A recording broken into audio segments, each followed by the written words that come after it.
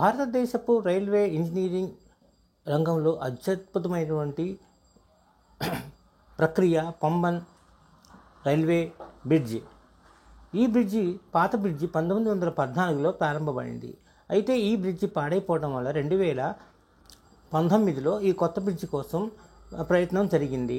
$5 billion వ్యయంతో 2020లో ప్రధాని మోడీ గారు ఈ ప్రాజెక్టు పనులు మొదలుపెట్టారు. అయితే ఇది వచ్చేటప్పటికి మొత్తం కొత్త వంతెన సమాంతరంగా 2.7 కిలోమీటర్లు పొడవు ఉంటుంది. ఇది దాదాపు 72 మీటర్ల ఎత్తులో వ్యూ స్కూల్ విభాగాన్ని కలిగి ఉంది. దీనిని షట్టర్ రోలింగ్ లిఫ్ట్ ట్రైనింగ్ ఉపయోగించి నిలువుగా ఎత్తవచ్చు. మరియు ఇది భారతదేశంలోని మొట్టమొదటి నిలువు లిఫ్ట్ గల సముద్రపు వంతెన.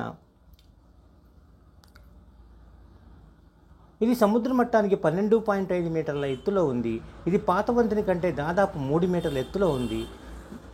22 మీటర్ల ఎత్తు వరకు ఉన్న ఓడలు కూడా దీని నుండి సులభంగా వెళ్ళడానికి అవకాశం ఉంటుంది. ఈ వంతెన డబుల్ ట్రాక్ రైల్వేను కలిగి ఉంది. అలాగే ఈ వంతెన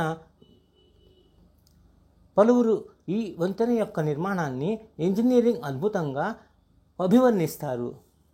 ఇటీవలే ఈ యొక్క రైల్వే లైన్ పూర్తి అవటమే కాకుండా ట్రయల్ రైన్ కూడా నిర్వహించడం జరిగింది.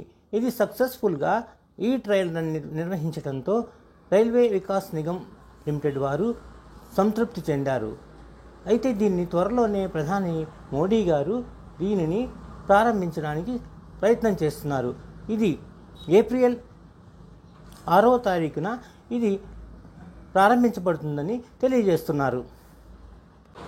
ఫ్రెండ్స్, ఈ వీడియో నచ్చితే లైక్ చేయండి, షేర్ చేయండి. మరిన్ని వీడియోస్ కోసం చూస్తూ ఉండండి.